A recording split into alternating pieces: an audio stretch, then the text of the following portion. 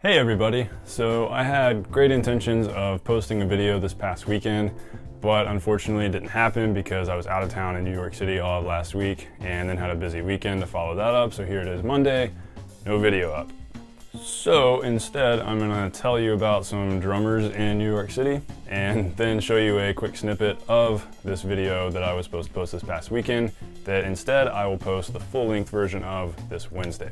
So the really cool thing about New York is that there are tons of musicians there, and even the average street musician there is really pretty good at their instrument, and they just get out there and they play because they love doing it. They're not really making a lot of, well, some actually could be making a lot of money. They'll have like the bucket out there for tips, quickly filling up with cash because some of these people are really entertaining. There's one drummer in the subway station. He was playing so enthusiastically, and I could tell he was so happy to be there playing. He was playing super loud. My ears were ringing by the time I got onto the train.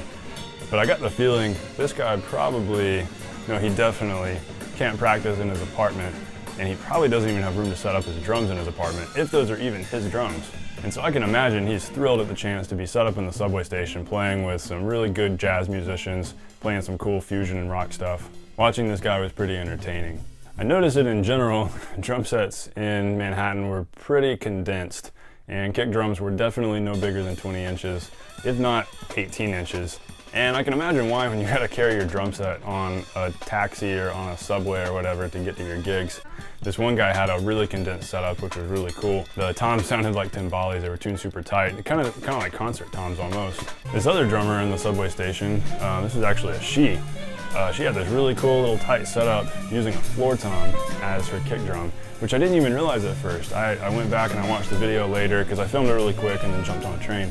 I went back and watched it later and realized, oh, those aren't bass drum hoops on that kick drum. That's like a normal drum rim. That's a 16-inch floor tom. It's not a 14-inch, I think it's a 16-inch.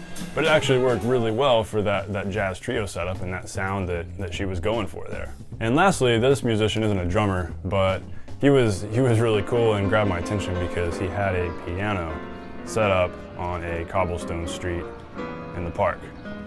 We're walking around and suddenly I hear a piano, which I didn't expect to hear. How did he get that here? Roll it on the cobblestones. I would have gotten it really out of tune. There's no way it would be in tune after moving it. Could have been delivered by a truck. Rented a truck to bring his piano here. Actually, he's probably an NYU student. That park was right next to NYU. And so he was probably a music student. Maybe that's one of the school's pianos. It's like a baby grand. And maybe they really did have a truck deliver it because it didn't sound out of tune, and it definitely would have had to have been retuned after moving it on those streets. What better way to go out and practice and make some tips in the process? Plus he was playing a really cool piece. I love Rhapsody in Blue.